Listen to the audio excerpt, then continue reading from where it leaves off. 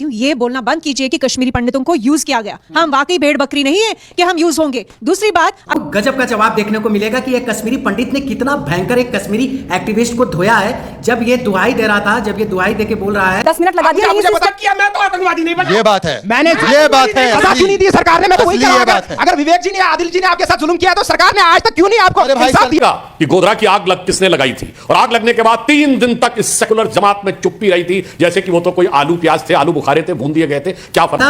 और देश के करोड़ों लोगों की आस्था के साथ क्या किया गया था, ये दोनों चीजें दिखाई गई हैं। ये आईना, तो ये बात दिल को चीर जाती है राशिद अल्वी साहब। दूसरी, अपना मुखौटा निकाल के सामने आ रहे हैं। यही चीजें होती हैं दोस्तों। अभी आगे देखिए, अभी आगे, क्योंकि जनता ने दिखा दिया है कि करने की कुव्वत आपके पास नहीं थी, वो उन्होंने ताकत हमको दी है। मगर एकमात्र पार्टी, जब जम्मू कश्मीर में दंगे हो रहे थे, वहां के हिंदू पंडितों को मार के भगाया जा रहा था, तब तो वहां के नेताओं ने कुछ नहीं बोला।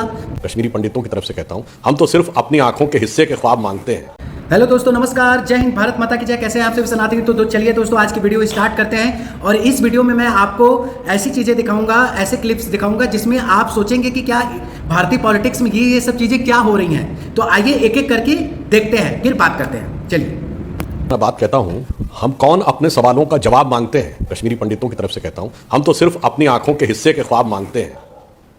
और अजीब लोग हैं ये, जो मुद्दतों से काटे बोके जमीन से गुलाब मांगते हैं, और हमको दरिया तक जाने से रोकने वाले हम ही से पूरे पानी का हिसाब मांगते हैं।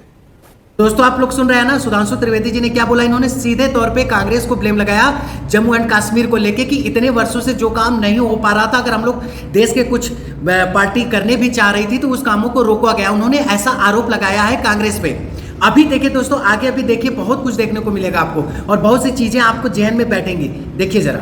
अब मैं बताना चाहता हूं राशिद अल्वी साहब, आपने 58,000 तो कहा, मगर आपके पार्टी के नेता जो कुर्ते के ऊपर जनेऊधारी दत्तात्रेय गोत्र के कश्मीरी पंडित हैं, वो जिस पार्टी से सांसद हैं, वहां की इकाई तो ये ट्वीट करती कुछ खास हुआ ही नहीं था इनके साथ।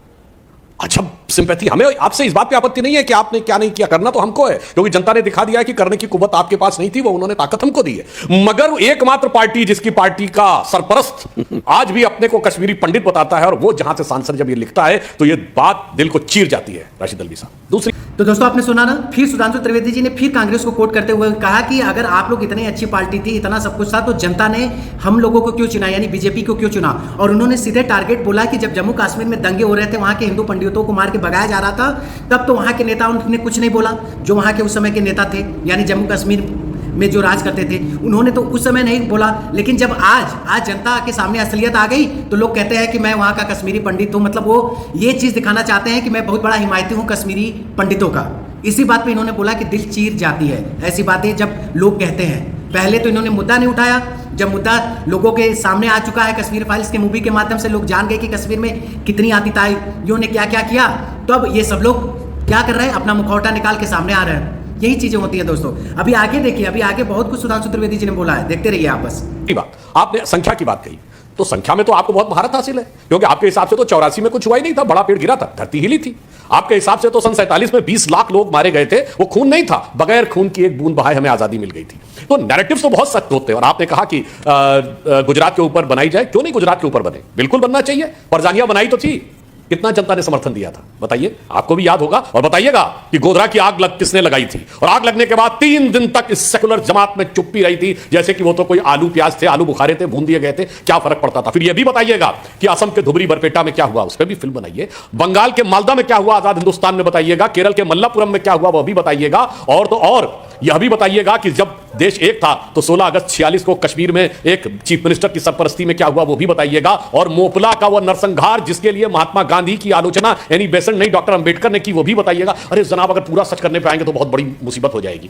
दोस्तों इसमें इन्होंने आईना दिखाया इस वीडियो में सुधांशु त्रिवेदी जी ने कांग्रेस पार्टी को, कि इन्होंने सीधे तौर पे बोला कि जब आप बात करते हैं कि जम्मू एंड कश्मीर की बात करते हैं कि ऐसी ऐसी चीजें हो रही हैं, तो उन्होंने आरोप लगाया कि ये चीजें अभी क्यों आई हैं, मतलब इस मूवी के माध्यम से, कि और भी चीजों पे मूवी बननी चाहिए। इनका ये कहना है कि पार्टी का, पहले आप लोगों ने सुना होगा कि ये लोग विरोध करते थे कि गोधरा कांड का दिखाइए, गुजरात दंगे को क्यों नहीं मूवी बन रही है, उसको भी दिखाया जाए। उसी पे सुधांशु त्रिवेदी जी ने जवाब दिया कि आप गुजरात की ही बात क्यों कर रहे हैं, आप आइए सिख दंगों की बात कर लीजिए, सिखों के किस तरीके से मारा गया था। उसके बाद 1947 में आज़ादी किस तरीके से मिली, कितने लोग शहीद हो गए। उसके बाद इन्होंने सिलसिलेवार कई कांडों को बताया कि उन सब पे भी मूवी बनेगी, और उस समय भी आप लोग कहिए कि इन पे भी मूवी बनाइए ताकि लोगों के भी सच्चाई जाए। और उन्होंने गोधरा की बात की। जी हाँ दोस्तों, गोधरा कांड जानते ही होंगे आप लोग कि जिसमें कार सेवक जब जा रहे थे गुजरात में तो उन लोगों को ट्रेन को खड़ा करके उसमें आग लगा दिया गया था, कथित लोगों द्वारा, जो आज अपने आप को सेक्युलरिज्म का बोलते हैं कि मैं सेक्युलरिज्म का बहुत बड़ा हिमायती हूँ, मैं सेक्युलरिज्म को फॉलो करता हूँ। ऐसे ही लोगों ने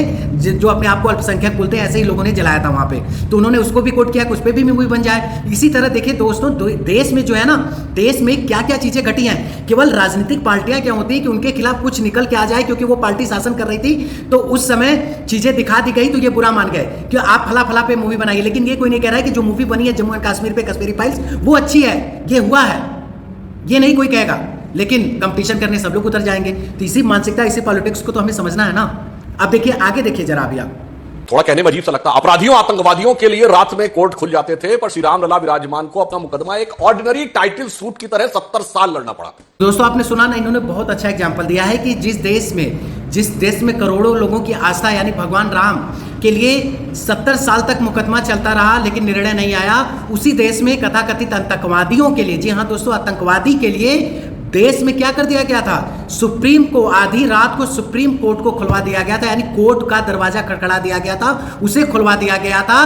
किस लिए खुलवाया गया था? आप ही लोग सोचिए। ये क्या उसमें ये साजिश नहीं होगी कि अपने आप को प्रदर्शित करने के लिए कि हमारी ये पार्टी हिमायती है?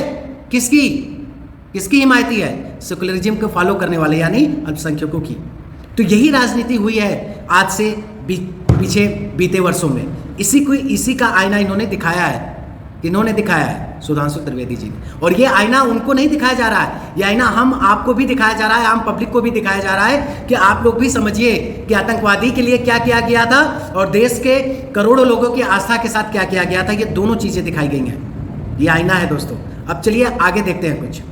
दोस्तों चलिए अब आगे देखते हैं, और इस वीडियो में मैं आपको दिखाने जा रहा हूं इस क्लिप में कि किस तरीके से एक महिला ने, जी हाँ दोस्तों, किस तरीके से एक महिला ने उन लोगों के मुंह पे तगड़ा तमाचा मारा है, ऐसे लोगों की सोच पे तगड़ा तमाचा मारा है जो लोग सोचते थे कि कश्मीरी पंडित क्या है, कमजोर है, और उनका इस्तेमाल किया गया है। आइए देखते हैं कि किस तरीके से इस शब्द को सुनकर उस महिला ने इन लोगों को कितनी तगड़े झटके दिए हैं और कितना तगड़ा तमाचा मारा इनकी सोच पे। आप देख के आपका भी दिल खुश हो जाएगा। तो चलिए देखते हैं। हम उनकी पैरवी नहीं कर रहे। वार्न करना चाहती हूँ, ये बोलना बंद कीजिए कि कश्मीरी पंडितों को यूज किया गया। हम वाकई भेड़ बकरी नहीं है कि हम यूज होंगे। दूसरी बात, अगर हम यूज हो रहे, एक मिनट, आप उनसे बोलिए ना जो इशू को उठाते हैं सर, हम तो नहीं उठाते ना। मुझे एक लाइन बोलने दीजिए। हम यूज हो रहे हैं, हमारा किसी ने इस्तेमाल किया है, तो क्या हम ये समझे कि आप लोगों का इस्तेमाल पाकिस्तान कर रहा है, सारे जहादी टेरर ग्रुप्स कर रहे हैं? क्योंकि आप लोग तो उनकी पैरवी कर रहे हैं, आप लोग तो उन्हीं के बारे में बोल रहे हैं। पैरवी नहीं कर रहे, हम भारत के साथ हैं, कॉन्स्टिट्यूशन के साथ हैं। तो दोस्तों सुन लिया ना आपने किस तरीके से इनको जवाब मिला। अब आइए अब अगली वीडियो देखिए जरा।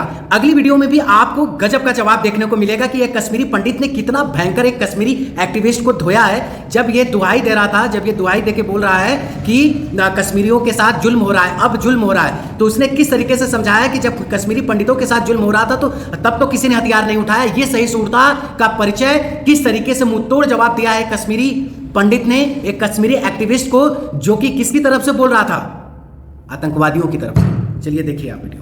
कि आपने बुरहान वानी को आतंकवादी मानने में 10 मिनट लगा दिया। मुझे पता किया, मैं तो आतंकवादी नहीं बना। ये बात है, मैंने ये बात है, सजा क्यों नहीं दी सरकार ने? मैं तो वही कह रहा हूं, अगर विवेक जी ने, आदिल जी ने आपके साथ जुल्म किया तो सरकार ने आज तक क्यों नहीं आपको इंसाफ दिया? मुझे वो बताइए ना। ये रोटियां सेक रहे हैं बीजेपी वाले और कुछ नहीं कर रहे। सरकार चुपचाप बैठी रही। ये तो शत नमन है विवेक अग्निहोत्री को जिसने ये उगाया।